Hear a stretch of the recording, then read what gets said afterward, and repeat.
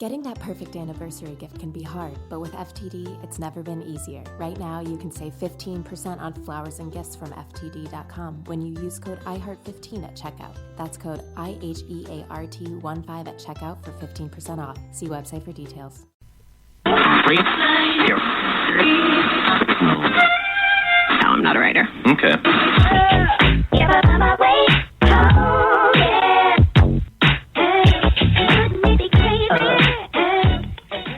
Black Talk Radio, since 2008, providing new black media for the masses.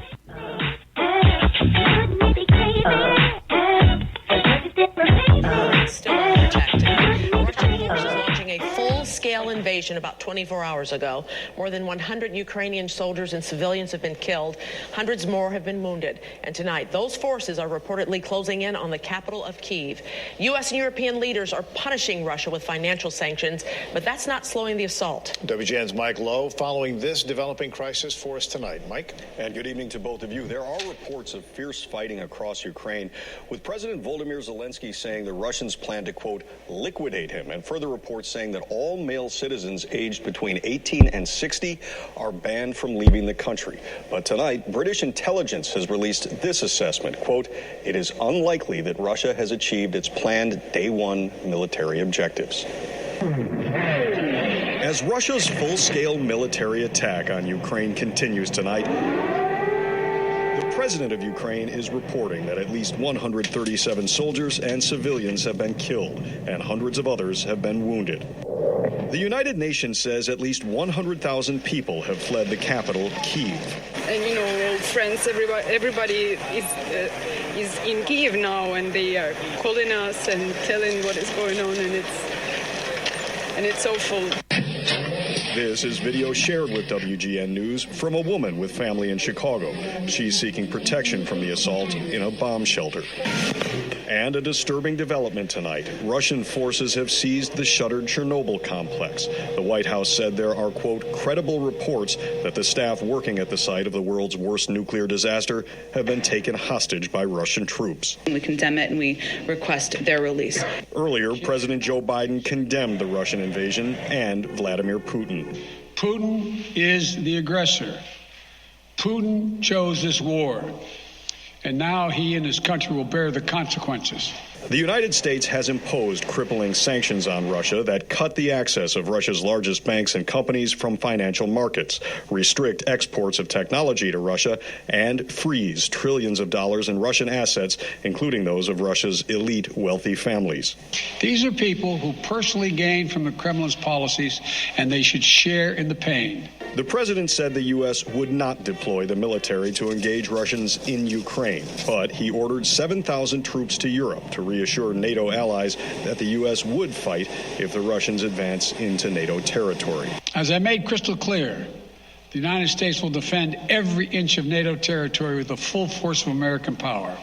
There's always that danger that this could branch out from an invasion of Ukraine, and by accident or design, Putin could enlarge the conflict. And they're especially vulnerable countries. Senator Dick Durbin returned to Chicago today after visiting Illinois soldiers at a NATO base in Lithuania. I'm thinking of the folks with so many friends in Poland, in Lithuania, Latvia, who live in the Chicago area. They're definitely worried about their families and should be. Durbin says he fully supports the president's strategy of sanctions and of keeping the U.S. out of a ground war in Ukraine. Vice President Kamala Harris said Putin is to blame. We know and believe that this is a war of choice. And Putin defended the invasion, saying he was protecting Russia. He threatened any entity that would stand in his way with consequences that the world has never seen, which was interpreted by many as a veiled nuclear threat. America stands up to bullies. We stand up for freedom. This is who we are. And tonight, Ukrainian officials are asking NATO to do more to repel Russia's aggression, saying sanctions won't be enough. Back to you. How does this weird stone bathmat open this? Do you hate stepping out of the shower into a puddle of filthy bacteria? Welcome to Black Talk Radio News. This is Scotty Reed. I'm broadcasting from behind the enemy lines of USA Inc. I'm out of practice, y'all, so y'all have to excuse me. But welcome to tonight's program, the title of which you can see for those that's on the web, the Battle for Ukraine Analysis. So what I want to do tonight is have an open discussion on the military conflict in Ukraine with Russian troops occupying key parts of the country after recognizing the independence of two regions that have a majority of people identified with Russia and do not hold Ukrainian white nationalist right-wing views like those in the West who are of varying ethnic tribal affiliations. So I'm excited tonight because we'll be joined by a BTR member. Once you're a member of BTR, you're a member for life. Unless I kicked you off. If you left on your own, you know what I'm saying, you still a member. But if I kicked you out the door, yeah, it was a reason for that. But we have Dave, formerly of Thando Radio Show, who is familiar to the BTR audience. As y'all know, I used to assist Dave with the technical production, and y'all know how the producers often chime in. And, people have been asking me about that show because we will really break down these type of events as they happen real time, and how it affects people globally and through different ways, the markets. And also there was a prepping show, how to prep for if the gas prices go up further, if food prices go up further, if inflation gets worse, what are the things you should be doing to prepare? You should always be prepared. I think Dave, as Dave would like to say on his broadcast, never scared, always prepared. But yeah, we are really going to get into it tonight. Again, it's an open discussion. We'll be opening up the phone lines. If you have any questions or comments, you can give us a call at 626-213-5779. That's 626-213-5779. As I bring Dave in here, I'm going to say to you, the audience, what I said to him, about an hour ago in terms of my level of frustration with political immaturity and the outright, ignorance of current events, and how people, and this is nothing new. This has been going on since the advent of the newspaper. Any media can be used to propagandize, and propaganda can be for the good. It could be for to the detriment of people. It just depends on who's producing it, what they're saying. But for me, the key thing is, are you being truthful? Are you sharing facts, or are you sharing biased, opinions? And if you're, reading a script, which so much of corporate news media is, they either in the United States, they either lean to the extreme right or they lean to the extreme left. And I guess you could say CNN tries to play, the criminal news network tries to play both sides of the fence. It would be my analysis. And it's just, I've been watching some of the YouTube clips and what have you, because I rarely turn on cable news. And a lot of their anchors, I don't even call them anchors, I call them performance artists. When I was watching Joy Reid on a YouTube video from her show, calling Putin a thug and just using name calling. I mean, yes, and that's kind of childish, but that's what people love. Right. They love the villains. They love piling on. And then, of course, associating Trump with Putin. And I got some analysis of why Trump appears to always have positive things to say about various world leaders like Kim Jong-un, like Vladimir Putin, is because I think he has criminal culpability through his business dealings, and then some of the federal laws he broke connected to January the 6th. Hey, he just keeping the door open for if he had to flee, and seek asylum. That's why he praised Putin. That's why he praised Kim Jong-un. Not to say that they would even take Trump, but it ain't because he's against the Ukrainians.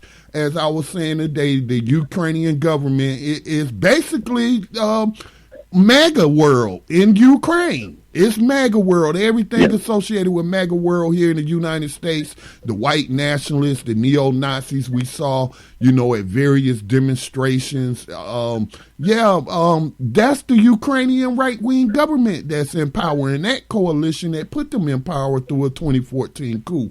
So I'm just very frustrated. I'm very frustrated, but I do know I'm not criticizing these people. I don't have disdain for these people. Some of these people are just young people I know around my daughter's age or in their early to mid-20s that they just repeating what they heard from the cable news programming, and that's natural if you don't have an alternative source information. And I tell you, man, I hate that Black Talk Radio Network BTR News had been off the air for so long, but that's a story for a different time. But Dave, how are you tonight? Thank you for joining us. Man, Scotty, it's just so good to be back home with the radio, with you, hearing your voice, hearing your spot on analysis on everything, and I'm just glad to be back. And, of course, at this time, more than ever. And this is very important that we actually give a measure of truth to this whole thing because, as you said, Scotty, is propaganda is real. At Black Talk Radio Network, we use propaganda, but we use propaganda with truth. And that was so important what Scotty said. And Scotty has been that way since the start of Black Talk Radio Network, which is so critical to our community and so critical to today's world because there's very few journalists left in this world that have a platform. Everyone is a paid, as Scotty said, is a paid, actors for this whole thing, and they do what they told. They read the script. A lot of these people don't even know where the Ukraine is, and they're commenting about it. They don't know the history. They don't know what's really going on in the geopolitical world and why things are happening. They're just reading the script, as Scotty said, and that's so true. And the reason how you know that they are, because they're all saying the same thing. They get their overall key points from their directors and from their handlers as to what they're supposed to talk about. They don't have a clue what's going on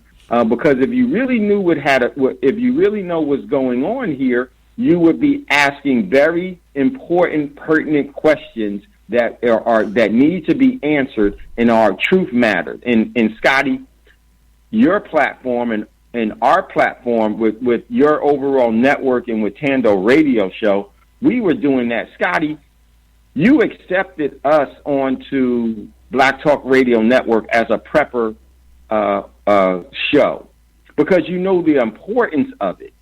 And your main concern was you have to tell the truth, and you have to be able to really, really have a objective opinion about things, and also you can't come in and degrade our overall community for things. That's not necessary, and that's what I love about Scotty, and has always been true to that. And this is a measure. I will tell you right now, everyone that's listening to this show, this is going to directly affect you. It's just a matter of time, and the scope and the overall depth of the effect of it will change your overall generational direction for the next 200 or 300 years. The events that are happening right now, you are actually a part of probably one of the greatest times of change in history, because I'll tell you why. Right now, we are on the precipice of Russia getting into military confrontation with NATO. Mm-hmm. And this is the significance of that. It's not, and Scotty and I, we did a show on Thando Radio Show. We've been doing shows about this, Scotty, for how long? For years we were telling people about this. Mm-hmm. We were talking about Ukraine when, it was never even a glimmer or no longer in the headline in the United States. We had pointed out particular areas that were going to have a change in the global structuring of the world and the events that would happen. It was the South Sea of China. It was the Middle East with Syria, Iraq, Israel, that overall era, and it was Ukraine. It was Ukraine. And Scotty and I, we were, talking about this years ago and preparing for where we are right now.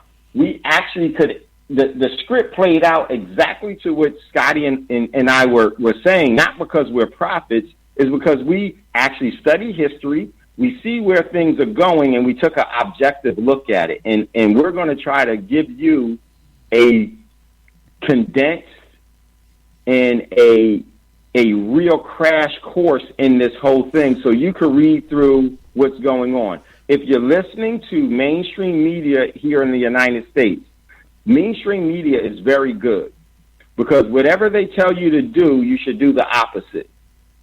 Totally do the opposite. And they're all saying the same thing, and they're all wrong and they're not telling the truth. We're going to bring a measure of truth here. Well, Dave, and I think that it's critical that you know that. Let me interject here, because I got accused of, this person in a local Facebook group for Mount Holly where I live. Really, you're not supposed to post politics in it, but they was framing it like, let's just pray. This is not political, but let's pray for Ukraine. And I respond by saying, well, what are we praying for? I mean, do you really think God is going to interject himself into these squabbles? When has he ever? You know what I'm saying? And so, and then I'm like, what will make you think that I got they were saying that I need to stop watching Fox News. So, Fox News, particularly Tucker Carlson, is seemingly pro-Russia with Ukraine. That's a common thing on the left or liberal media is to say, that the right-wingers are always praising Putin. And they do. And they do it, not Putin, but right-wing strong figures. I wouldn't necessarily, I don't see Putin as a leftist. But to be honest with you, I'm so devoid of information, I really don't know Putin. I just know what they say about Putin.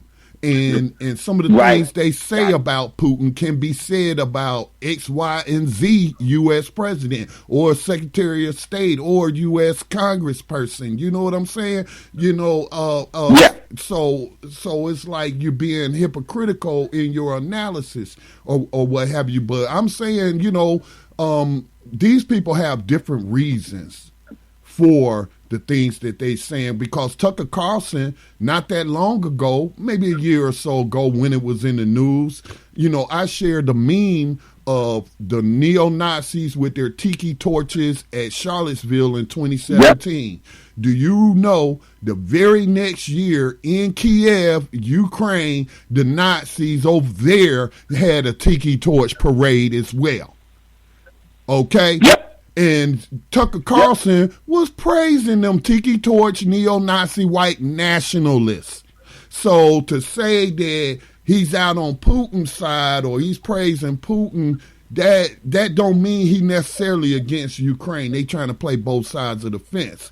Him personally, you know what I'm saying? But then, exactly. So right-wing programming, propaganda, you have that. And then you have left-wing propaganda. Now, they may be taking the right position, but for the wrong reasons. You know what I'm saying? Or not the same reasons that I would take in providing some objective analysis. But I tell you, man, this machine, man, they got this filthy propaganda machine. The wheels is greased on that, man. And it's really, for years, we've been seeing the damaging effect it has on people.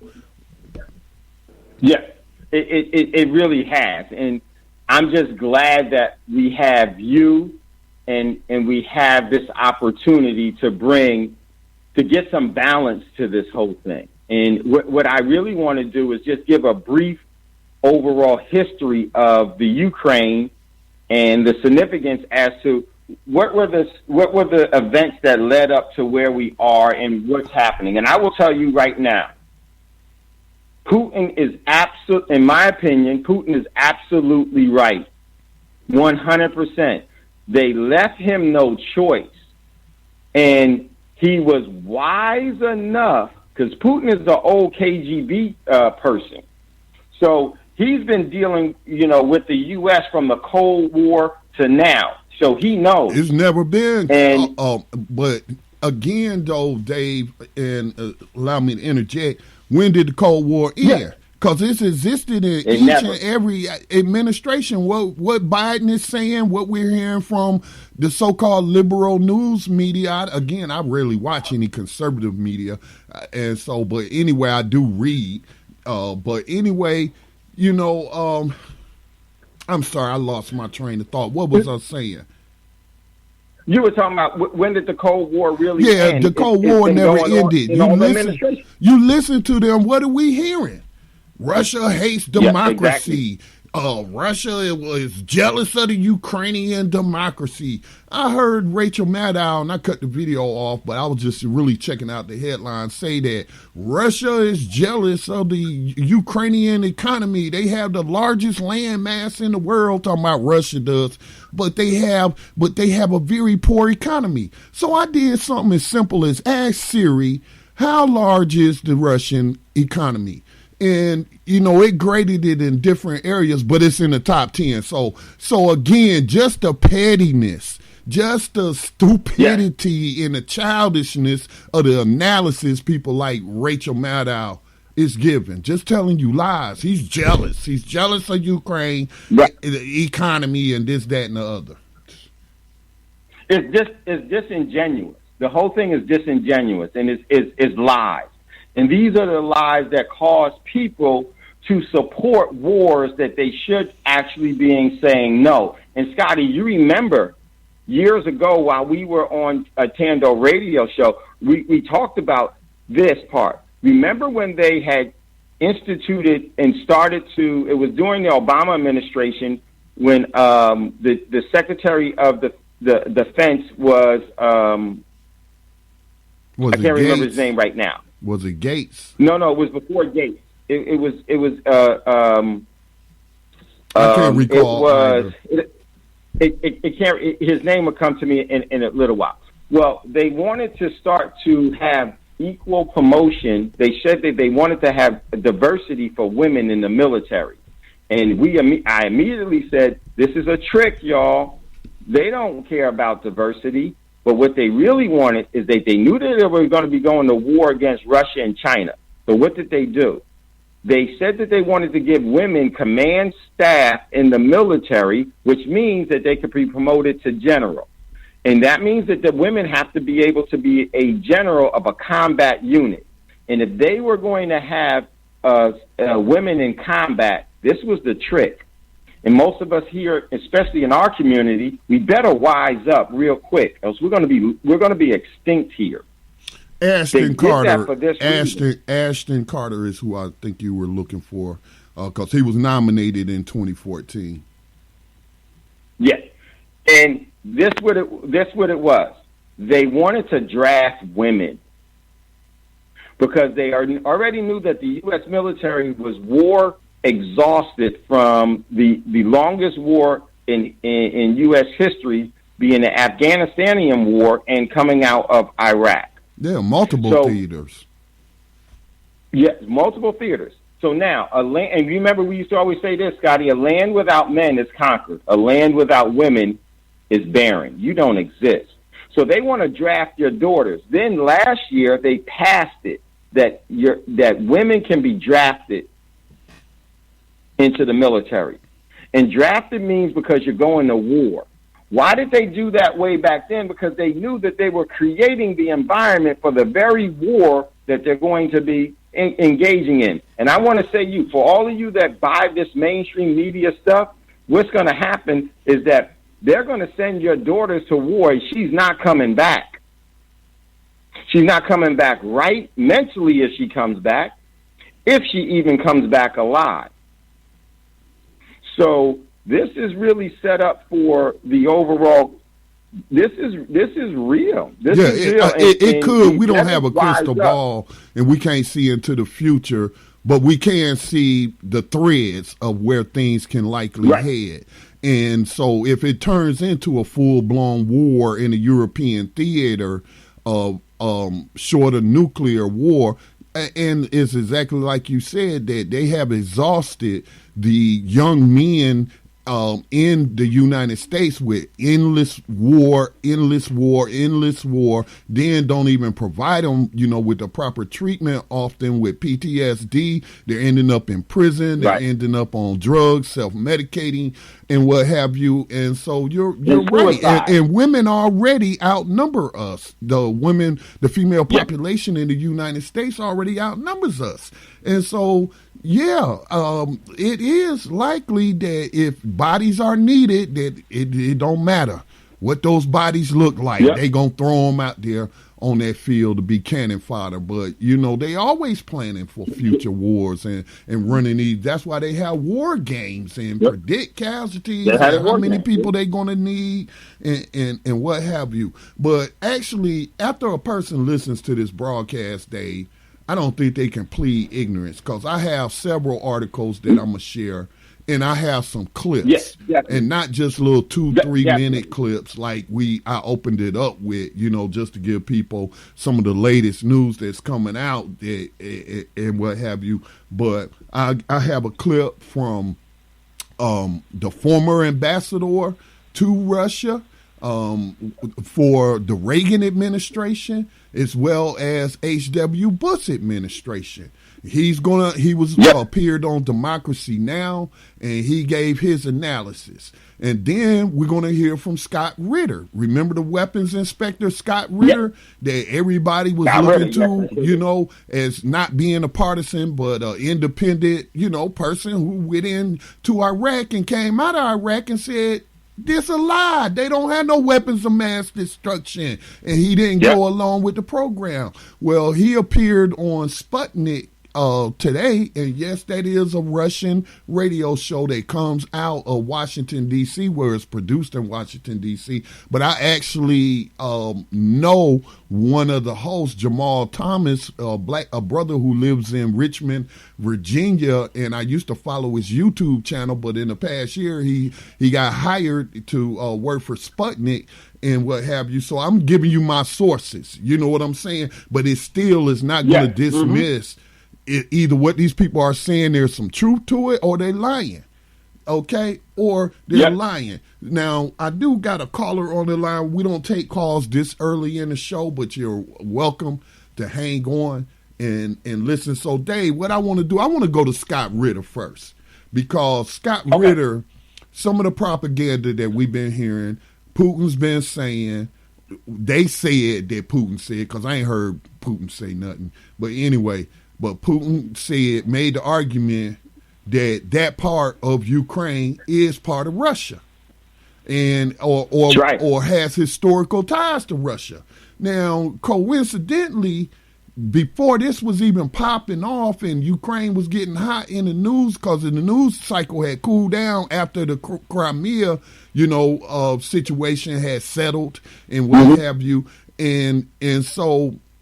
And so, the news cycle had quit talking about it. And I found these YouTube channels like they talk. One of them is Generals. What is it? Generals and Conquerors or something. But these are historical documentary. And then they do it on different people, the different lines. Like you want to learn about the Greeks. You want to learn about the Romans. You want to learn about this particular emperor. You want to learn about what was the Mongol dynasty that dominated the world? Kublai Khan. The Khans. Genghis Khan, and then his sons and grandsons and what have you. And you see documentaries on that. And I had just last week, they did a documentary on the beginning of the Russian Empire, which was known as the Rus. The Rus. That's what Russia means, land of the Rus. Land of the Rus. But then, like I shared the other day, even in popular culture, and I'm talking about entertainment movies, when they base it on historical, you know what I'm saying, but they add little storylines to it that's completely fictional, but it's based on real characters, I used to love to watch the Vikings. Remember the Vikings that came on the History Channel? The drama film with what was his Lothbrok Ragnar Lothbrok and his sons. These are real historical figures and there it talked about how one of the brothers, they were fighting and one of them ran off. And who did he run off to? The Rus. He ran off to the Russians. And then the Russians was battling the Vikings. That was all in Ukraine, in that whole region around that area. You know what I'm saying? And then, an article that I'll share later, when they was talking about Crimea, trying to say Russia seized Crimea. Crimea, was conquered, I believe, in the 1700s, by, what's her name, Tsarina Catherine. I'll pull that information up, but that was Russia. And so that was Russia. And so when I see somebody like Rachel Maddow or any of those performance artists on cable news talking about this is all a lie, he's making it up, this is BS, these are Ukrainians. Ukrainian is a made-up name for a made-up nation that was made up after World War II, and particularly Ukraine after the breakup of the Soviet Union. Okay? Yeah, and it's so funny. The Crimea was actually given to the Ukraine by Nikita Khrushchev when he was drunk. He said he gave it to him just to appease them. Right. And so they were still allies. And there were ethnic references. Right. They have ethnic Russians there. And so Russia, once they saw that the coup happened in 2014 with Victor Yankovich, Victor, I got to see his name so I can say it. Whatever, real quick. That was when Putin said, nope, we see what's going on here. But we're going to get into all of that because it's real important that we do. Let's go ahead and jump off. We're going to take a station identification break, and then I'm going to jump off into this clip. This is Scott Ritter on Ukraine, Nazis, and more. Okay, and he just really shares a lot of important information that it's not going out over the cable airwaves. All right, so we'll be back on the other side of this break.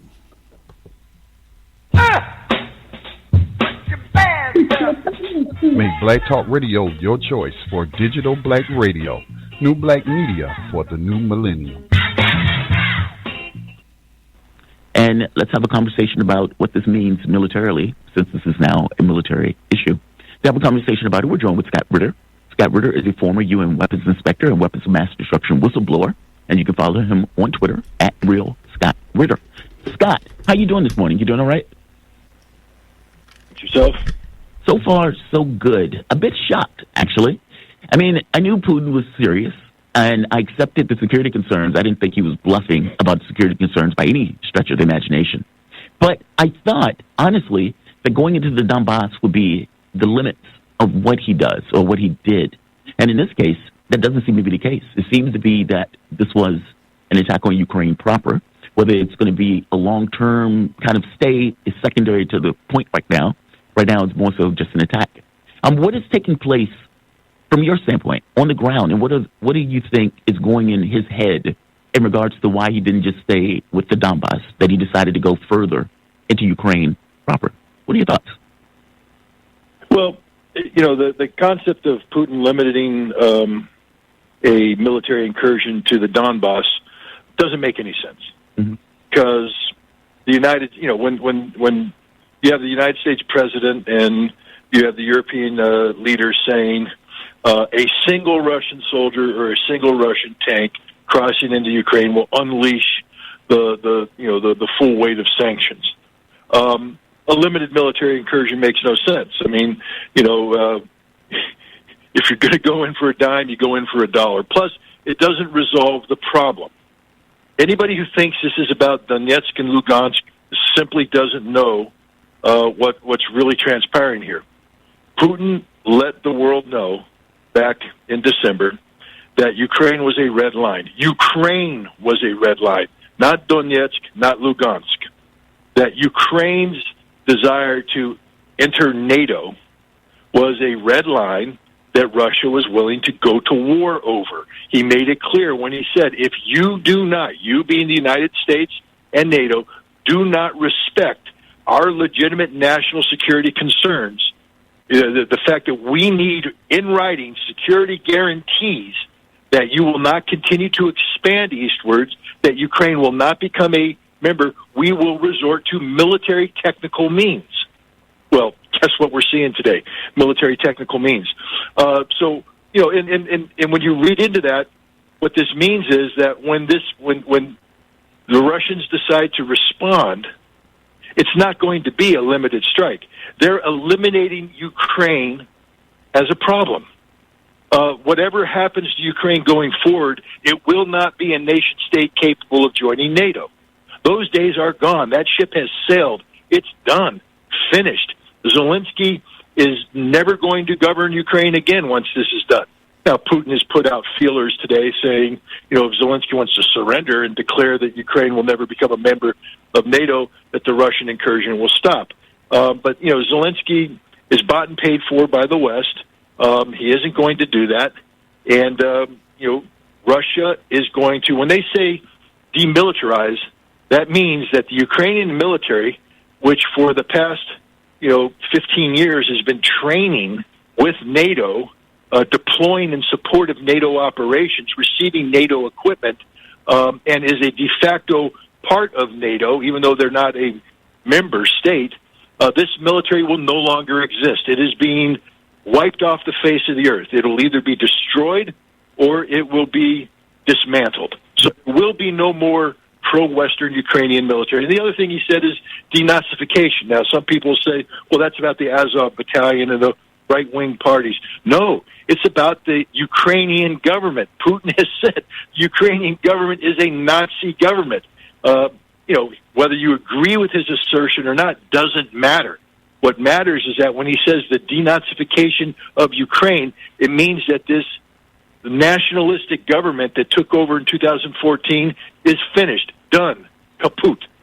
It will never rise again. Russia is changing the reality on the ground in Ukraine. That is what is going to transpire here. This is a major operation, and the world just didn't take Putin seriously. I mean, this isn't Barack Obama saying I have a red line in Syria and then backing down. This is Vladimir Putin saying I have a red line in Ukraine, and nobody listened to him. Well, guess what? They're listening now.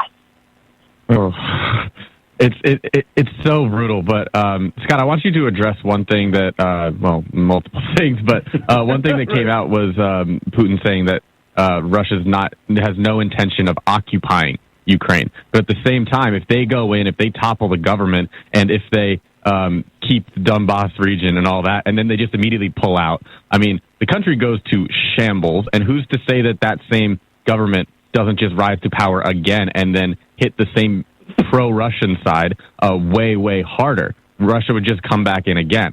So what really would be the long term of a quasi-occupation or not? I mean, if Russia just goes in and then pulls out immediately, wouldn't Ukraine immediately try to get Western help, UN help, and NATO help?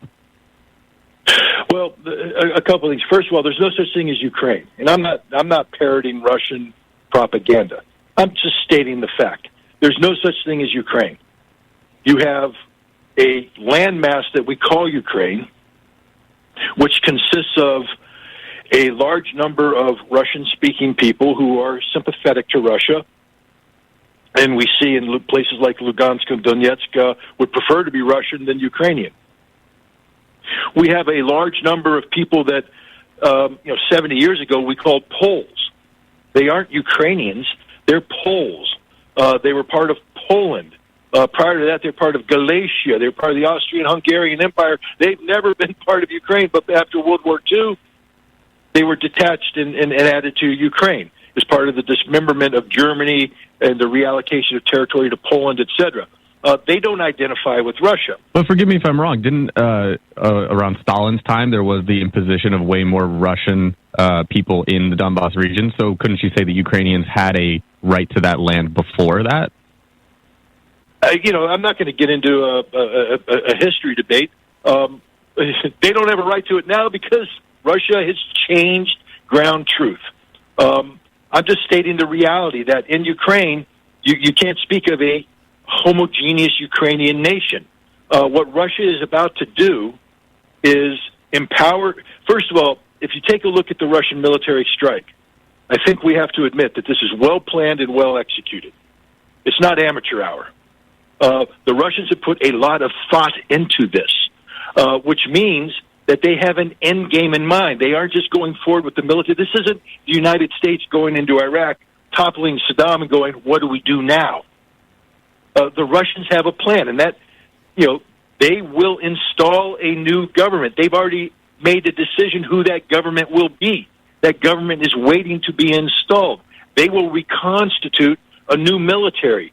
So what Russia's going to do is eliminate the Zelensky government, annihilate the right-wing political parties, dismantle the Ukrainian military, secure Ukraine's borders, and then allow this new government to come in and assert its authority before, and they'll sign some sort of treaty like they did with Belarus, where Russian troops will stay in to protect Ukraine from the West. But this isn't going to be an occupation in the traditional sense. This is regime change. That's what's happening right now. It's regime change. And there's no chance that Zelensky and the nationalists will come back. I think we're going to see hundreds of thousands of Polish Ukrainians, Western Ukrainians, fleeing Ukraine forever. They are never coming back because these are the people that put up monuments to Bandera. These are people who do torchlight ceremonies in honor of the Waffen SS, 12th SS Panzer Division. They wear Nazi uniforms. They give Nazi salutes. They fly Nazi symbols. They will never again be allowed to exist in Ukraine. I mean, this is, I'm making these absolute statements because what we're seeing transpire in front of us is an absolute statement by Russia. This isn't a half measure. This is a full measure. Yeah, the objective is basically to change the reality on the ground, to eliminate the problem, not necessarily allow the problem to fall into a frozen conflict, like some of the other. The opposite of diplomacy, right? I mean, we've had Biden say that there is no plan of having Ukraine in NATO. There is no plan of that. And yes, I could see it getting tabled for the future, a couple decades down the line. Yeah. Did it warrant an invasion in the right now? And you're listening to Black Talk Radio News. Scotty Reed on this broadcast. I'm joined by Dave, formerly of Thando Radio Show. Let me unmute his mic. Those last comments there by one of the hosts, the white guy, who was saying that Biden said there was no plan for NATO. And if you don't understand that that's a straight up lie for Ukraine to join NATO, then you just haven't been paying attention to what's been going on for years and years. I mean, this has even been in Western news reports and what have you. And like Scott Ritter said, they've been training with NATO. They've been supplied by NATO with U.S., made weapons and tanks and stuff. And so how can you credibly or logically sit up there and say, there was no plans for Ukraine to join NATO? Dave, what are your thoughts on what Scott was saying? I think he was spot on. He touched on a lot of things there. What are your thoughts?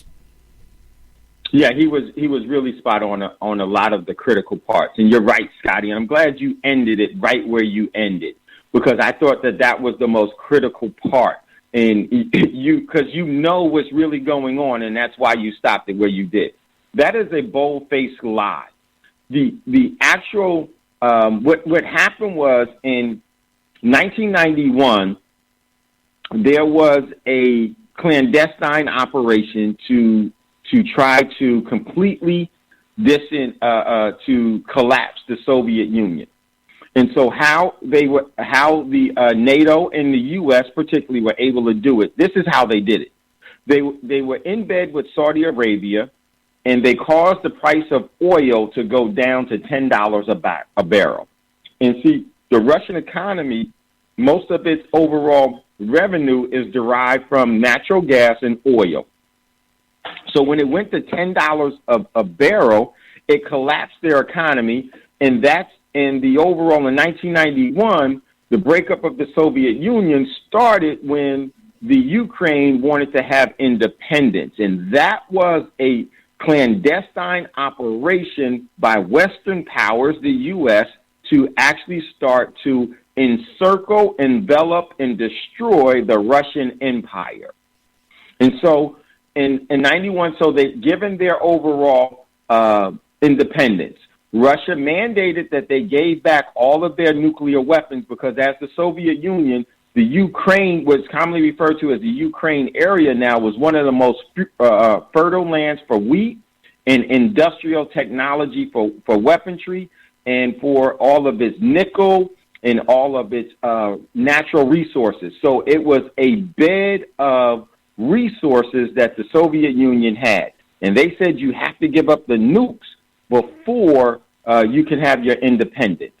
So that was very, very important there.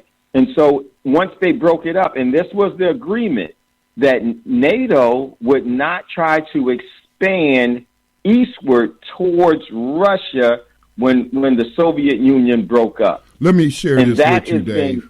Let me share this from greenleft.org.au. So I'm not sure. I think that's Australia. This is an Australian-based organization, greenleft.org.au.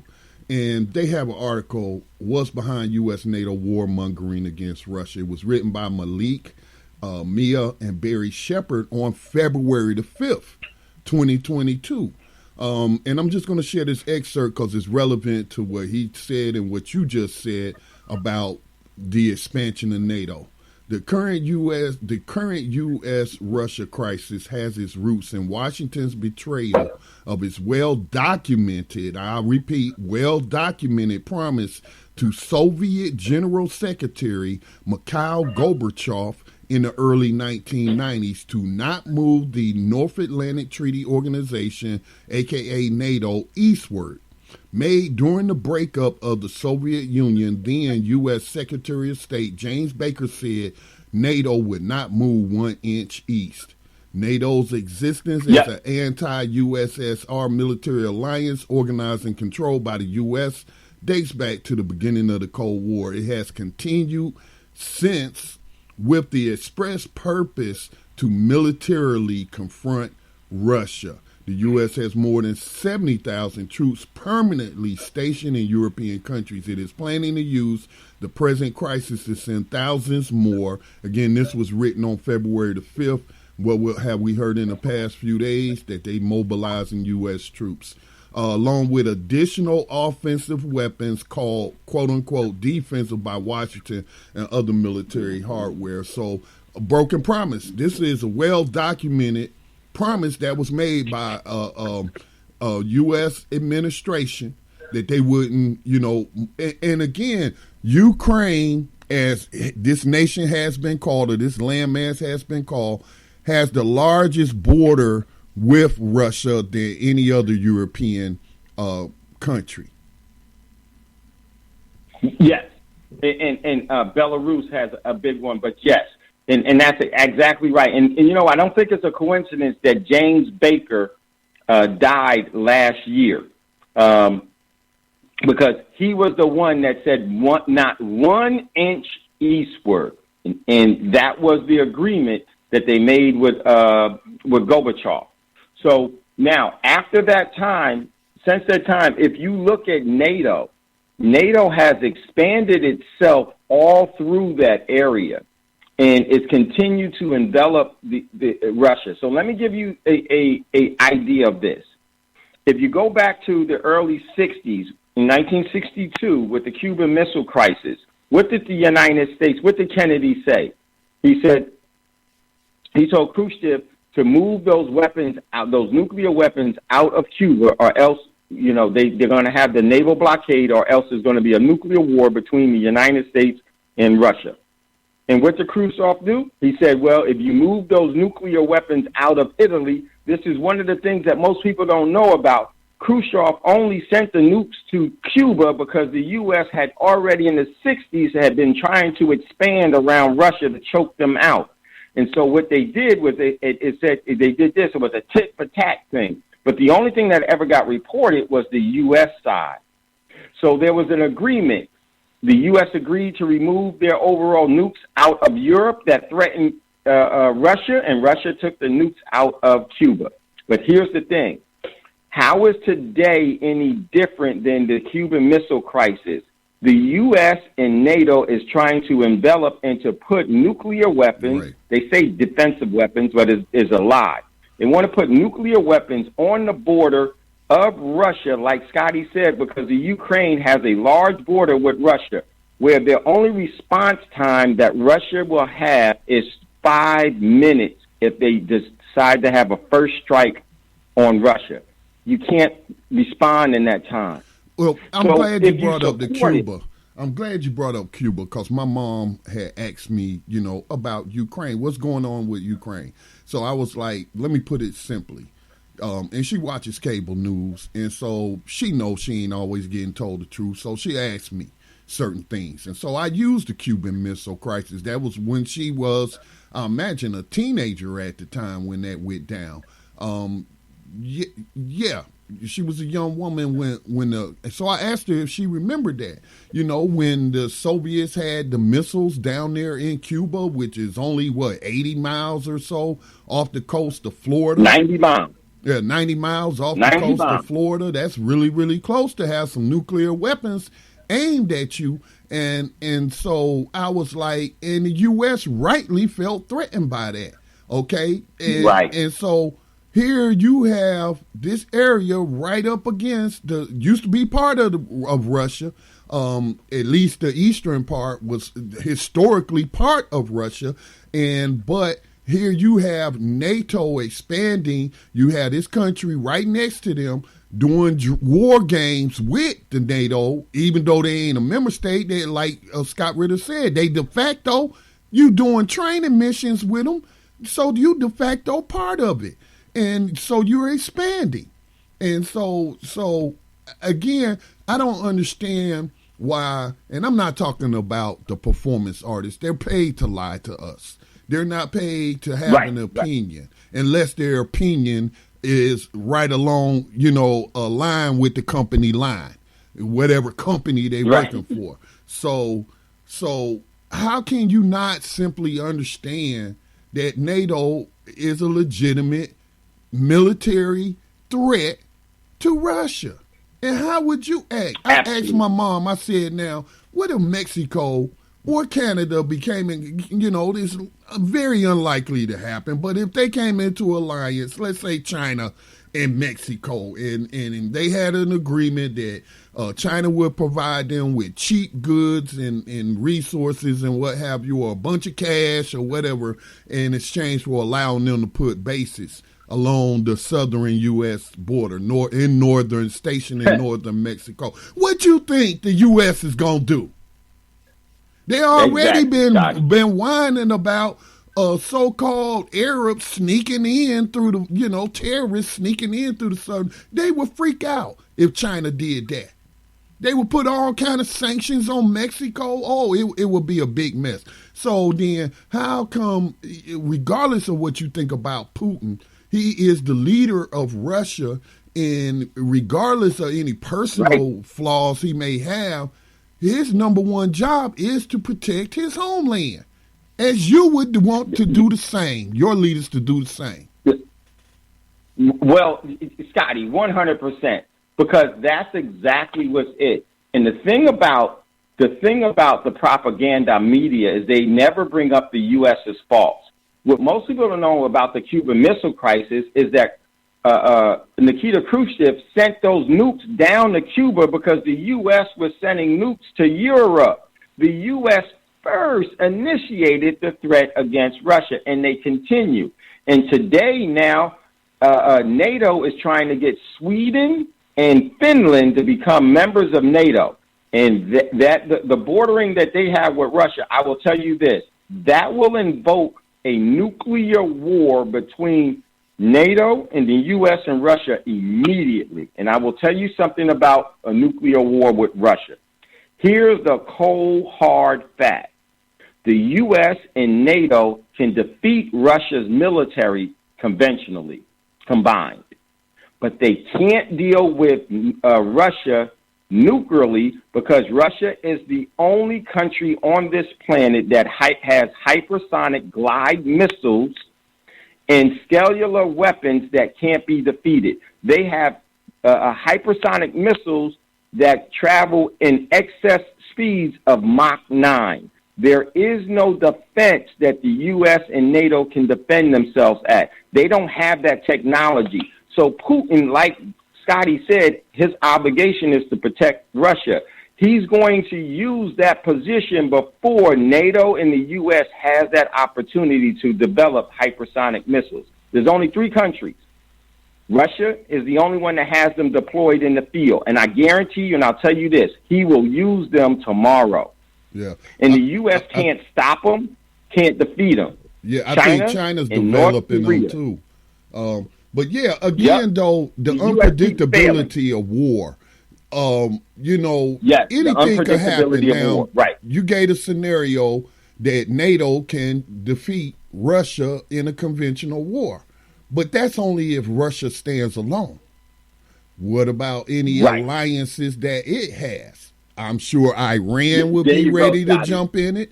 You might even see some of the Middle Eastern countries going to pick sides, but China, China, Russian troops and Chinese troops were in Syria together. So I love you, Scotty. You're spot on. And if we look at that alliance, let's tell you how that alliance goes. Just today, India, remember the BRIC nations, Brazil, Russia, India, China, South Africa. China and Russia are border enemies, just like they're enemies with India and China. They've been border enemies for centuries, but they have a common threat, and that's the U.S. India today has already started to have a ruble payment system that will circumvent if they get kicked off of SWIFT. Now you have nuclear powers. See, this war is significant because it's not going to be World War III. If Russia and NATO and the U.S. get into a war, it's going to be global nuclear war one, the first time that nuclear-capable countries are fighting each other. That's not World War III. World War II was when the U.S. was the only country with nukes and used them against a country that couldn't defend themselves against it, right? So now Russia is the first country, a nuclear country, that can go up against another nuclear country in military confrontation. Everyone thought it was going to be India and Pakistan. That is a powder cave in itself. But just like Scotty said, the alliance, I'll tell you what the alliance will do. China will go with Russia. India will make a hard decision, but finally decide to go with Russia. The allies of NATO will be broken up. France and Germany will go with Russia because of this. If they don't go with Russia, if Russia cuts the gas off, then they're going to freeze to death. If Russia turns off that pipeline to overall natural gas and oil to Europe, this is what happens. They need just 17,000 tankers to provide oil and natural gas every day just for their economy to work. Now, Dave, I'm glad you brought up natural gas because that's part of this as well. Not necessarily the natural resources in themselves, but the markets where they are sold. And I think that NATO and the United States economically have been competing with Russia for the energy market in Europe. Russia has been beating the Western capitalist corporations, the oil, barons and what have you, that are aligned with Western governments. They've been winning market share because, like, for example, Germany may not even side with NATO because they're getting all of their natural gas. And then not only that, the pipeline goes through Germany, and Germany would lose money because they make money off the natural gas coming through their country from Russia. Yeah, Scotty is absolutely right. Wherever Germany goes, France will follow. Europe will break because I will tell you, Italy will flip. And they'll say no, because all of these countries depend on the overall natural resources that Russia provides them. Vladimir Putin don't care about no daggone sanctions from the United States, because if they get too hard, what does he do? Real easy. He cuts the gas off, and then that cuts the U.S. out of everything. We are really living on a powder keg. And so the alliance will not look the way it does now. And the alliance, I'll tell you, Saudi Arabia has already made a deal for Russia to protect them. Why would Saudi Arabia need a deal with Russia to protect them? Who would they be protecting them from? Saudi Arabia needs a nuclear powered country to protect them. So that now they had an alliance and agreement with the United States. They see the United States as an enemy, because the United States has been engaging in coups inside of Saudi Arabia with MSB and the current king of Saudi Arabia. And they know that, so now they went to Russia. They signed a deal. They actually signed a deal earlier last year. And so they want to sign a deal. They signed a deal with Russia. So this whole table will flip. Iran will be on Russia's side. So, yep. Yeah. So again, it's very unpredictable. Who knows where the dominoes may fall? One last excerpt from this particular article. They have one section called "Origins of the Conflict." So it said, when Ukraine became independent due to the breakup of the Soviet Union and the Soviet republics became capitalist due to a social counter-revolution that dismantled the nationalized planned economy, there was no enmity between Ukraine and Russia. Ukraine agreed that the big former Soviet naval base on the Black Sea in Sevastopol, Crimea, would be leased to Russia. There is a connection from the Black Sea to the Mediterranean through the Bosphorus Strait. Crimea became part of Russia when it was conquered under Tsarina Catherine the Great in late 1700s from the Ottoman Empire. Again, this is speaking of what Scott Ritter was talking about. Ukraine really ain't even a nation. This is something that was thrown together by the powers that be, the West. And, well, it was actually divvied up between Russia and the West, after World War II. But anyway, it says it was conquered by them after the creation of the USSR in 1922. Crimea, it became part of the Russian Soviet Socialist Republic, SSR, as it was populated mostly by Russians, while Ukraine became its own SSR. Crimea was transferred from the Russian SSR to the Ukrainian SSR in the mid-1950s. This is what you were talking about, Dave. In the mid-1950s by Soviet Premier Nikita Khrushchev, himself Ukrainian. For technical and logistical reasons, the move was largely unnoticed by the world since Crimea was still part of the USSR. No one claimed that Ukraine had stolen Crimea from Russia. By the breakup of the USSR, Ukraine had become a country with roughly 50-50 ethnic Ukrainians and ethnic Russians. Both languages were official state languages. Ethnic Ukrainians dominated the western part of Ukraine, and the ethnic Russians the eastern and southeastern part. So what we see here is two different people, like Scott Ritter was saying. Ukraine isn't a homogenous nation. So you have two different distinct groups of people in the east and southeast. They identify as Russians. And this goes back over 1,000 years with the beginning of the Russian Empire.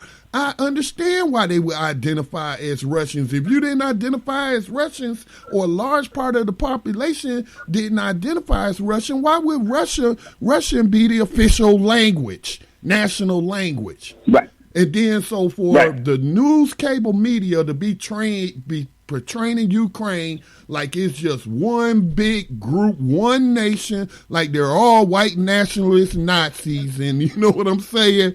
And it's just so disingenuous. It's just so fraudulent, Dave. But I thought it was important to share that information there. Yeah, it really is, and this is how this comes to where we are now. And you can see the lies of the Western influences and the Western agenda with NATO and the U.S. NATO is only strong because of the U.S. No U.S., NATO is not strong. So, but one of the critical things about this whole thing with the Ukraine is that Vladimir Putin said that Russia made modern day Ukraine in his speech as to why he was going there. He's going there to demilitarize and denazify. And you got to know the history with Russia and the Nazis of Germany. Russia lost millions of people, lost 1 million citizens in the Battle of Stalingrad to beat the overall Nazis, and they did. They know that history oh too well. And that in the Nazis in the Ukraine is a slap in the face to Russia. And Russia is not going to allow that to happen because they know what the Nazis' agenda is to nullify and destroy Mother Russia.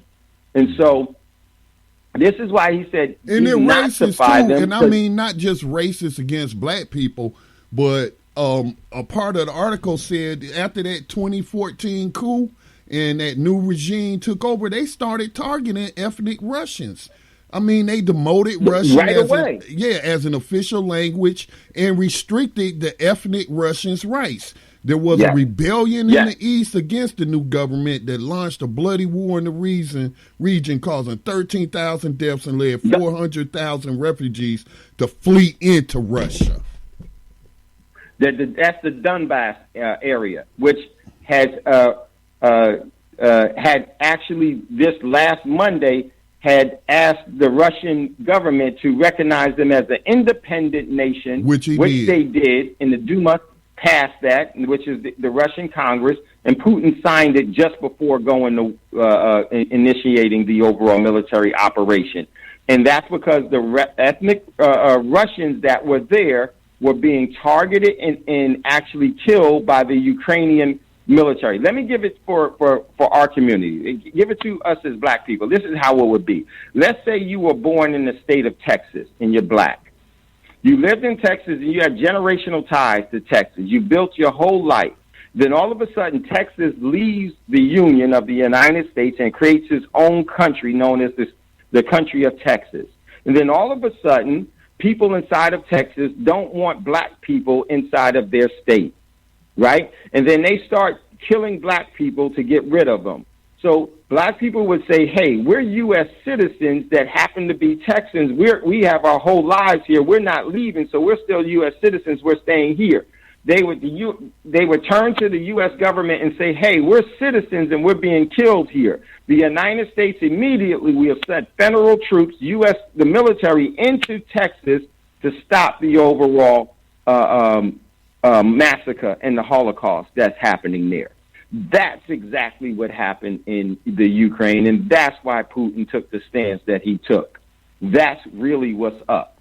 But that's not the analysis that I'm getting from, that the people are getting from, again, these performance artists on cable news. Again, Malcolm X said, don't judge somebody because they don't know what you know, because one time you didn't know what you didn't know. But again, though, back in Malcolm's time, we didn't have computers in the palm of our hand and access to the information highway where we can double check and get various sources and not just listen to Joy Reid or any other news anchor that's on there. Because the little bit that I have watched, again, they're just name calling Putin, talking about he's jealous, playing the democracy card. Again, if you care so much about democracy, why have you been siding with these right-wing coups, not just in Ukraine, Honduras, other parts of the world.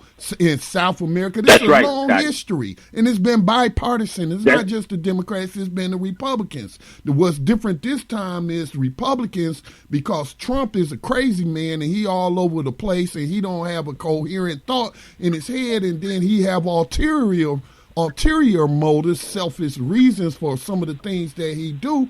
It's odd to me that the Republicans haven't joined in the warmongering, and I know it's some just chomping at the bit to push for war, because they got defense stocks too, or their family members do. Yeah.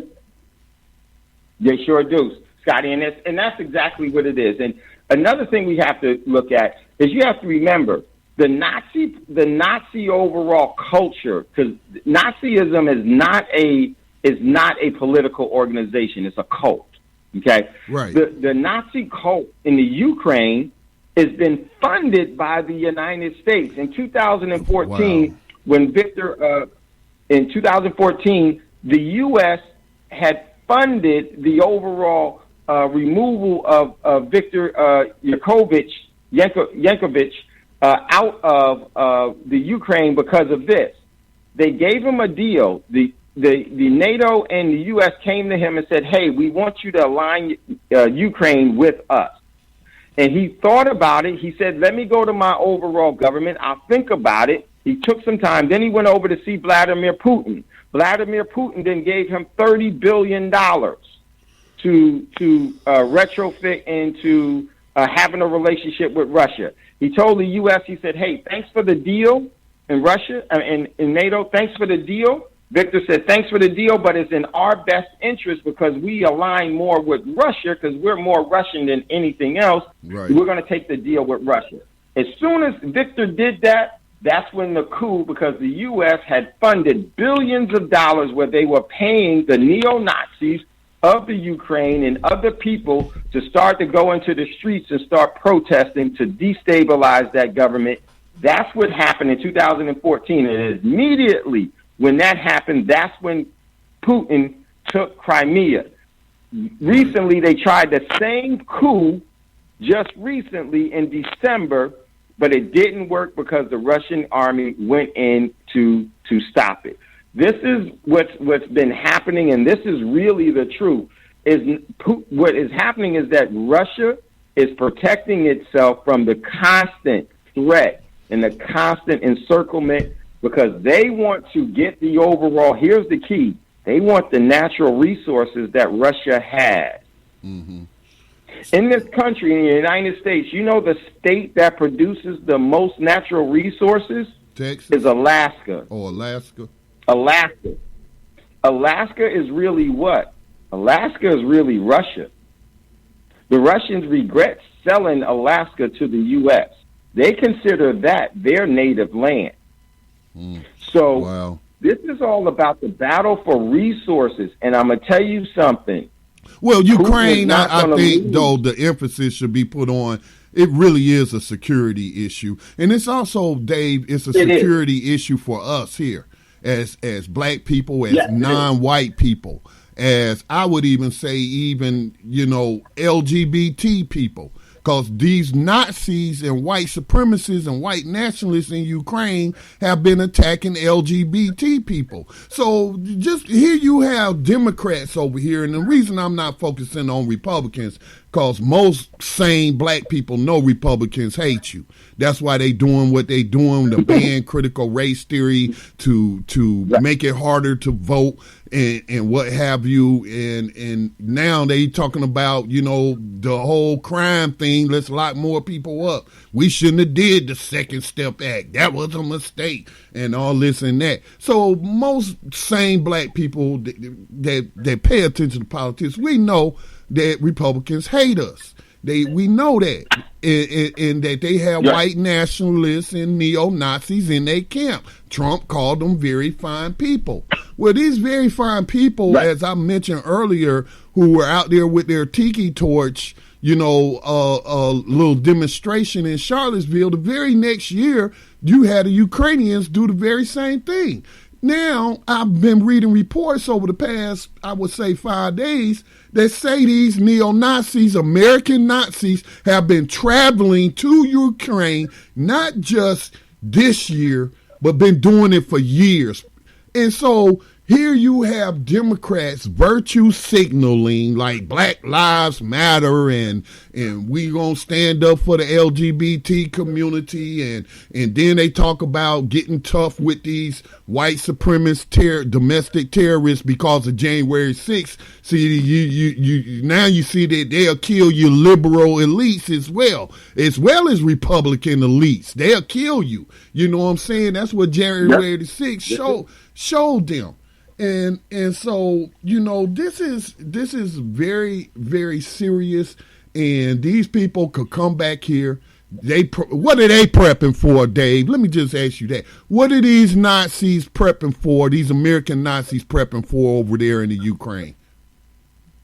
Exactly, for destabilization here. And it's no coincidence that the U.S. is supporting the overall Nazi party. They supported the Nazi party when Hitler was the overall Führer, and they supported, and then immediately after Germany broke up, they invited and they paid many Nazi scientists to come to the United States, and they created something called NASA. And then they also created Operation Paperclip so that they could create nuclear weapons. So the U.S. history with Nazis is an endearing one. And they didn't care nothing about them Jews. They didn't care nothing about the Jews or the communists or the people with disabilities that Hitler was murdering and the Nazis were murdering. They were getting them reports. The U.S. did not enter the war until Pearl Harbor with Japan attacking the U.S., but they were more than fine because, again, you know, you say after World War II they brought Nazis over here. Well, Nazis visited the United States prior to World War II because they loved their Jim Crow laws. They modeled their German race law after U.S. segregation laws here. They came over here. Hitler had praised the United States and then even praised them for how they were able to commit genocide against the Native Americans. So Hitler didn't sneak in. The Nazi party didn't sneak up on anyone. And that white supremacy ideology was being preached here first. Okay? So anyway, man, and then I see black people talking about pray for them Nazis in Ukraine. Of course, they don't know they Nazis because they haven't done the research. But you talking about pray for them. I said I pray for them, all right. I pray that them Russians make quick work of them. Send them American Nazis back in body bags, Putin. I wouldn't be mad at you. And it's so critical because this is the truth. And the thing about it is that when you look at, you know, manifest destiny was the overall policy of the U.S. And that actually birthed the overall culturism of Nazism. Mm-hmm. And so, it's no coincidence that even to today that relationship is still there. Remember, it was the U.S. that was funding Hitler in the banking side, and that was done through Prescott Bush. U.S. corporations, not necessarily U.S. government, but U.S. corporations. But corporations in the U.S. government are so intertwined. You know, it's about the same thing. Commentary from Josh Cohen. This is from 2018. This was article was published on Reuters. This is American-based newspaper again, and again, like I said, this stuff has even been coming out about these Nazis in Western papers. But it's not part of the narrative now, is it? Because the agenda, corporate news media is going along with the national agenda of the United States, and that is to get into this war with Russia. All right, so this is from 2018. Ukraine's neo-Nazi problem, written by Josh Cohen. That sounds like a Jewish fella. As Ukraine's struggle against Russia and its proxies continues, Kiev must also contend with a growing problem behind the front lines. far-right vigilantes who are willing to use intimidation and even violence to advance their agendas, and who often do so with the tacit approval of law enforcement agencies. A January 28th demonstration in Kiev by 600 members of the so-called National Militia, a newly formed Austro nationalist group that vows to use force to establish order, illustrates this threat. While the group's Kiev launch was peaceful, National Militia members and balaclavas stormed the city council meeting in central Ukrainian town of Cherkasy the following day, skirmishing with deputies and forcing them to pass a new budget. Many of the National Militia's members come from the Azov movement, one of the 30-odd privately funded volunteer battalion. Who's funding them? The U.S.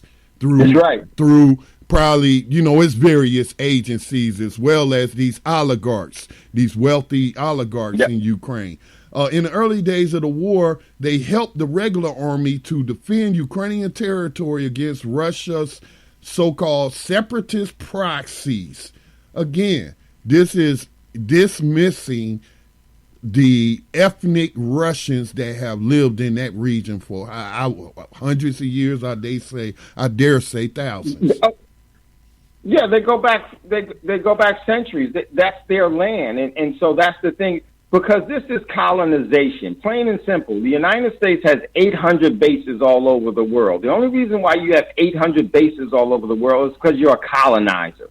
They want to continue to colonize and steal resources, and this has become a problem, and they do it by overall Nazi tactics because they actually taught the Nazis, as Scotty was talking about, how to do certain things. And the thing we have to remember is everyone is in an outrage now against Russia. But how about this? I heard an American general say that Russia, if you send one troop into a country or a platoon of military or a battalion of military into a country that a country did not invite into that country, is classified as an invasion. So they're saying that Russia has invaded the Ukraine. But wait a minute. How about Syria, General? What about Iraq? Where was the overall sanctions? Where was the overall public and global outcry against the U.S. when Syria never asked the U.S. to bring any of their troops into the nation, and they sent hundreds of U.S. troops into the nations to steal their oil and to destabilize the country? That's an invasion. How about Libya? How about Iran?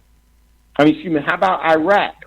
When Iraq asked the U.S. to leave the country, that means that if you don't leave, you're an occupying force. Right. So don't tell me what he did is he's violating international law. He is doing the most ethical thing, while the U.S. is the one that's been perpetuating this whole expansionism through colonization and having sphere of influences that they try to say. Sphere of influence basically means that you have a coup, you take over the country, and you pay everybody off through bribery, blackmail, and corruption. And when that works, then you take over the country.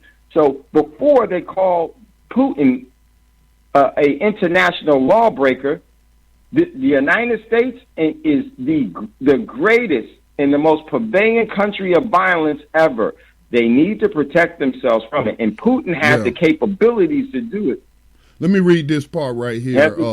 According to Freedom Houses, and that is a U.S.-funded government agency, I believe, even though they operate as a nonprofit, I think they played a role in Egypt when there was a coup in Egypt. Remember with the guy who had the Arab Spring? Yeah, So there you go. They played a role in that. But anyway, according to him, to the Freedom House's Ukraine project director, Matthew Schaaf, numerous organized radical right-wing groups exist in Ukraine. And while the volunteer battalions may have been officially integrated into state structures, some of them have since spun off political and nonprofit structures to implement their visions. So these so-called numerous organized radical right-wing groups, that was integrated into, these are Nazis. They didn't bar Nazis from joining their national military. They didn't bar Nazis and white supremacists from participating in politics. They didn't bar Nazis from having Nazi youth camps. I'm going to play this video. Yes, they have Nazi youth camps in Ukraine. This is who you're backing when you're on Facebook with all this anti-Russian propaganda and talking about let's just blindly support, quote unquote, Ukraine. This is who you're backing? This is who you're backing. Okay, let me read this.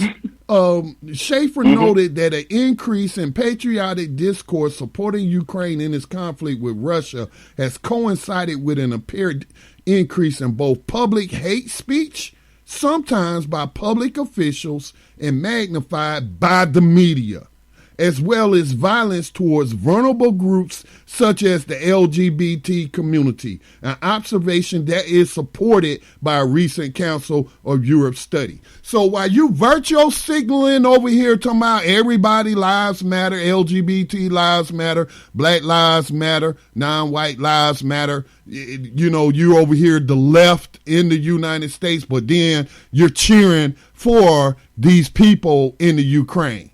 How does make that make sense to me, Dave? How is that logical? You support LGBTQ rights here. You support, you know, the protection of rights for African Americans here, but then over there you're supporting these white nationalist neo-Nazis. Make it make sense. Because it's propaganda here. And the media tells people what to think. And what I tell you what, y'all better start thinking on your own. Because they will have you to where you can actually, this is moving because of the events. Putin is not playing. I will tell you this. Let me tell you what's at stake for Putin. If he doesn't do what he's doing, he's opening himself up for a coup and for him to be murdered in the country. So he's basically a person with his back up against the wall and is all out. Putin is willing to use nuclear weapons. I mean, they've cornered a panther, man. They've cornered a panther. They cornered the wrong one, and they were smart. Putin waited because Russia was not in this position to do this in 2008 when the economic crisis happened. They wanted to, but they didn't. They didn't have it. They waited and they were patient, and they were really smart.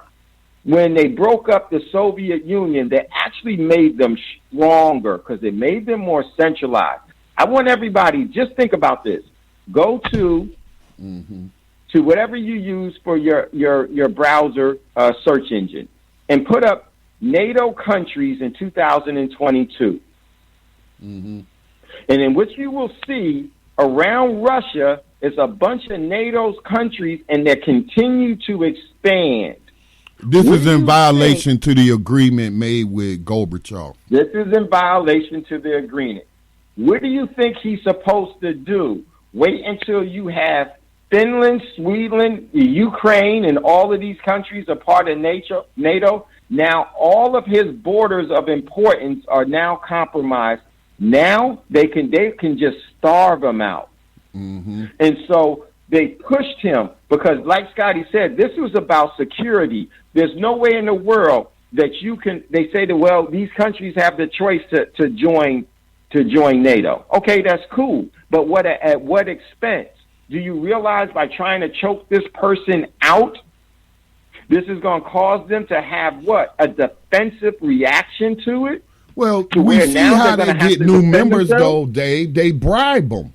They tried to bribe Ukraine before the coup. They bribe them. In 2014. That's right. Exactly. They bribe them. They promise all this U.S.-made weaponry. They promise money. You know what I'm saying? And so that's why these countries, you know, some of them join. And then, like in other cases, like we mentioned, when Russia offered a better deal, you know, that's diplomacy. And so the United States loses at when it loses at diplomacy, it foments right-wing coups. And I don't care if it's a Democrat or a Republican. That's what they do. And now Putin has 2 Trump cards. I'm going to tell you what he's going to do. He's going to cut off the gas to Europe and watch all of those countries falter. Yeah. He's going to cut the gas. Some people have been saying that these sanctions that they keep talking about, cutting off. Well, let me put it this way. So, Dave, I was listening to this clip where they was talking about they have sanctioned private people in Russia billionaires and what have you, wealthy families and stuff like that, Russian companies and what have you. And these are companies that have been making money through capitalism and what have you. And I'm like, how is that legal? How does individual A have any sway over Putin? Like, these people can make Putin do this or that, or you're sanctioning them because to invoke a coup. Yeah, or you're sanctioning them because they might even agree with, hey, this threatens our security and they're Russians first, even though they're greedy and they're corrupt and they're oligarchs. But you know what I'm saying? They corrupt in a lot of their dealings with the West in partnerships. Yep. And so the sanctions are illegal to me. Those are acts of war. And now they talking about they personally say that again, Putin. Scotty. These are acts of war. You might as well say we're at war right now. Sanctions are acts of war.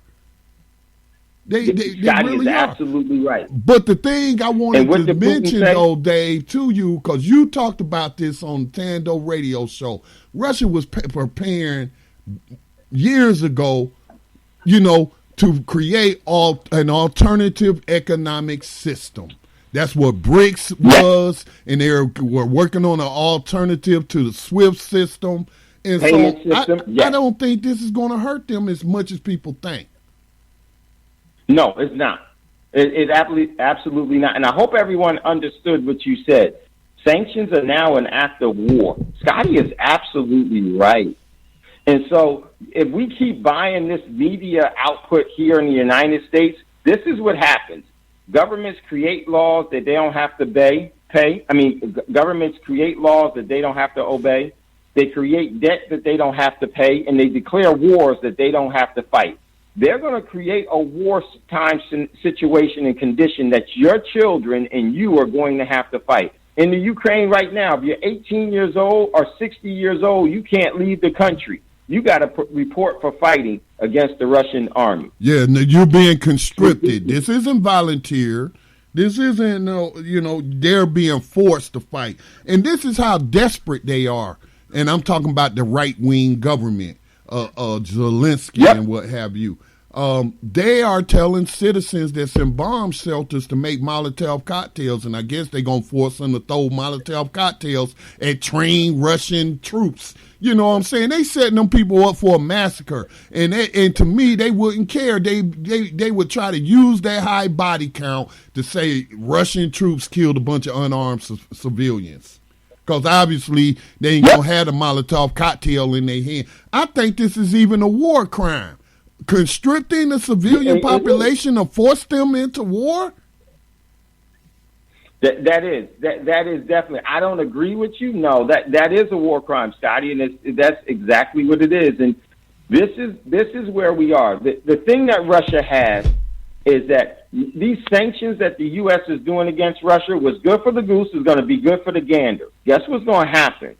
Russia's going to win this, and then Russia's going to turn the tables against the U.S. and everybody else. Russia already said, if any of these countries interfere, you're going to get something that you didn't want to get. And Russia's not playing now. Russia has now put itself in a position where it can defend itself and defend its interests. Russia doesn't have 800 bases around the world. Russia has one seaboring port outside of Russia in Crimea. That's in Syria. It's the only place. The U.S. has what? That's because that's a conqueror's and colonizer's mentality and is running out of steam. Taiwan is in trouble because I definitely believe China is ready to take Taiwan because why? Because the U.S. is weak. If I'm Taiwan, I would be making a deal with China right now. Yeah, and it would be the perfect time for China to move on Taiwan if the U.S. gets into a full-blown military confrontation in Europe. Can't do it, and that's what's this is all coordinated. They're gonna have to draft some women, put a rifle in their hand. No. And I'll tell you, drafting people here. We want to lose our overall completely everything. You have your women go to war. It's crazy. Here's the main thing. Mm-hmm. Well, Dave, Russia has. Dave, just go ahead and as we get ready to wrap it up, man, go ahead and like you said, this is the final thing. Give us that final thing. What's the bottom line here, Dave? The bottom line is that you're having the dollar, the U.S. dollar, and the U.S. economic system being rejected around the world. And now the U.S. can no longer bully countries because they are nuclear-capable power military. A bunch of countries have nukes now. And because of that, they want their own resources and their own economic system to best serve them. They don't want their resources stolen by a country because they can sanction them or send their aircraft carriers to punk them. And so what does that mean? That means that you here in the United States better start to prepare because the quality of life and standard of living that you've been accustomed to is going to change. There will be no petrodollar. The U.S. dollar will not be the reserve currency of the world. No one will need it. No one will want it. They're going to start to exchange their own currencies and their own resources among countries, and that's going to make this country lose all of its economic standing. That's what's really going on here. And this is going to continue to evolve, and it's going to evolve until the U.S. is completely nullified, because if you look at who is the overall instigator and the creator of all the trouble around the world, it's the U.S. So that's what this is really all about, Scotty. And really, they've abused that power. The sanctions is abuse of the financial system. They've got inebriated. The United States has got inebriated in the wine of splendor. Yeah. And they got drunken in this, and they think that they're entitled to take everything from everybody for their overall means. In a non-democratic fashion. In a non-democratic fashion. You know, we just going to freeze your funds. You know what I'm saying? No court hearing, no deterrent. You know what I'm saying? Just willy-nilly. Yeah, that's it. But how many Americans get sanctioned and what have you for doing stuff? Hell, has Donald Trump's bank account been frozen? Did Barack Obama get cut off because of what he did to Libya and invading Syria? No. This system is corrupt, man, and the rest of the world has been preparing for quite some time to get out from under that leverage. We do got a call. Let me take this call before we get ready to wrap it up, man. I hope we've, given people enough facts in order, to see what's really going on here and there. It ain't no us in USA, It ain't no us. All right, let's go to this caller. Caller, what's your name and what's on your mind? Yes, this is Brother Mike, and I'm calling from Asia. And I want to tell you about the Ukraine situation. First of all, Ukraine has 250,000 army. And, they have, we have seen on the ground news that their army is leaving. Yes, they turn off their clothes, they put their guns down and cell phones and dress, like a casual citizens and just go. Many of the trucks are empty. Many of the, hardwares or tanks or anything size you can imagine is empty. This is a shame for the country. Wow. And, and then how they are asking, we know that Poland right now is helping them. sending a lot of ammunitions and other things, as we know. So that's already direct involvement. So we know that this earthquake is 20.0 that hit Ukraine is not going to be the just 20.0.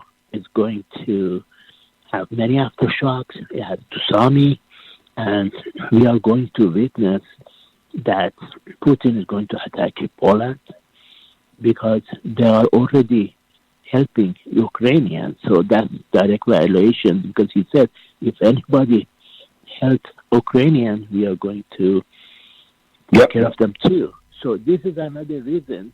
This was a prelude to the World War III.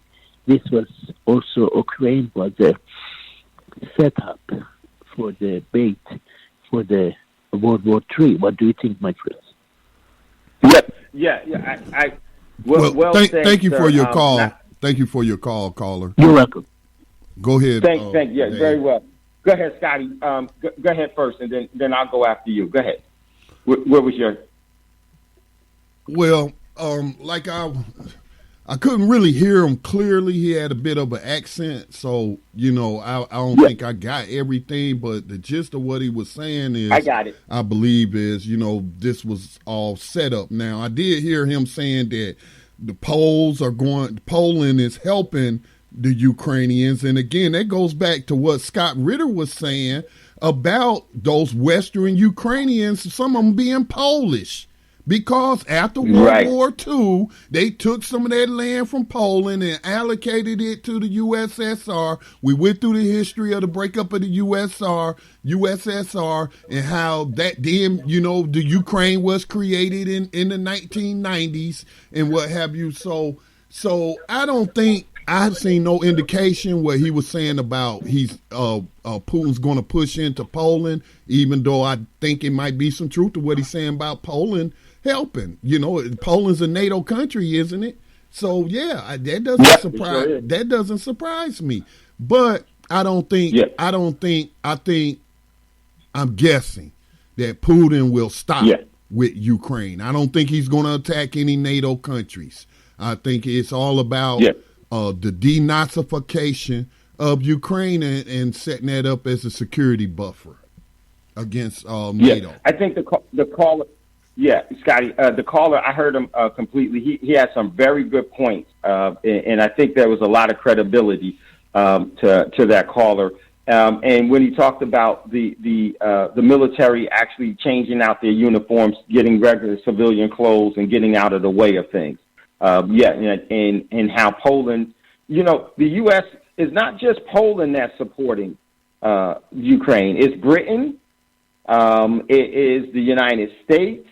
It's Estonia, a lot of the other countries, some of the former Eastern Bloc countries that are helping. But the caller talked about Poland, and Poland is going to be a flashpoint here because of the overall migrant and the refugee problem that's going to happen from here. Everyone trying to run out of Ukraine, get to there.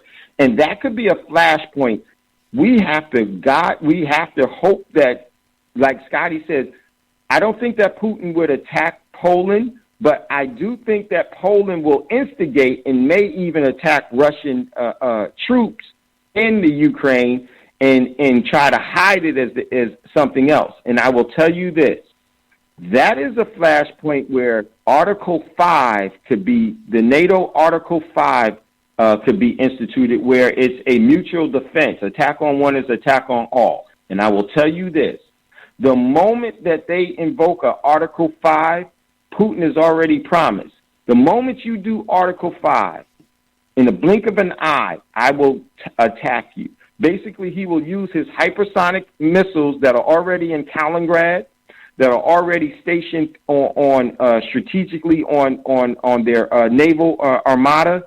And he doesn't even have to use nuclear. He can use conventional warheads, and you can't stop them missiles. No, he has his MiG-31s in Kaliningrad with their satellite killers. They'll go straight up and nullify U.S. satellites. That means this: your TikTok, your Instagram, all of the things, your cell phone goes down, everything. You just imagine everybody here in the United States, as soon as their cell phone go down, they're going to be like, what happened? They're going to be pissed. Mm-hmm. But as soon as they invoke Article 5, Putin will preemptively strike with the most powerful weapons that they have, that the U.S. and NATO can't defend themselves with. Hypersonic, it could be a tactical nuke, or it could be a conventional one, or it could even be a nuclear weapon. Moving at faster than the Mach 9 as a glide, meaning it can go left, right, up, down. That means you can't target it, you can't shoot it down. He wins immediately. We are in very, very dangerous times right now. And I believe, like Scotty, he's just going to take the Ukraine.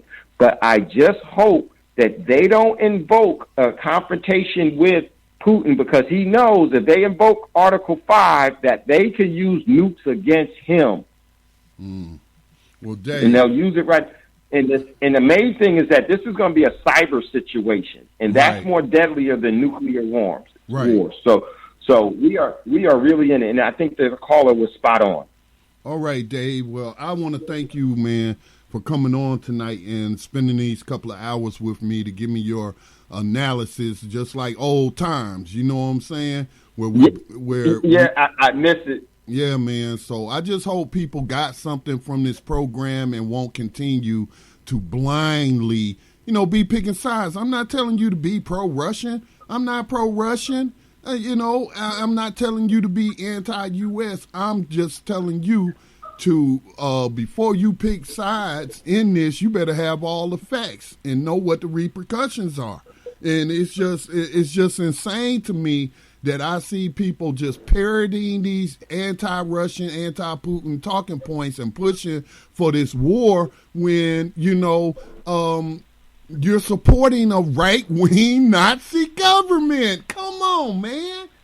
Wow. It's not right. It's not going to end. Why aren't they bringing it up in the media? Why isn't a reporter at a press conference asking Biden about, are there any stipulations to these weapons that you're giving them? Have you put any stipulations that they can't have any Nazis and what have you? But like an article said I read today, they still haven't renamed the U.S. bases named after white supremacists. I tell you, man, these people are two-faced. Yeah. But anyway, Dave, I want to thank you again, man. And the door is always open for you on Black Talk Radio Network. So thanks again, man, and say hello to the family. Scotty. Peace and blessings. Yes. Peace and blessings, Scotty. Peace. All right, that brings us to the conclusion of this broadcast. I want to say I'll be back on air Monday night, but I'm supposed to help my brother move, so I don't know if I'll be back in time to do a broadcast Monday night. So then that will mean our next will be on air Wednesday night at 10 o'clock p.m. Eastern Time. You've been listening to BTR News, part of the Black Talk Radio Network, which you can find online at blacktalkradionetwork.com. Peace and blessings to all.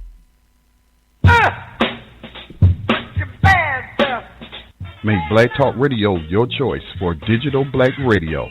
New black media for the new millennium.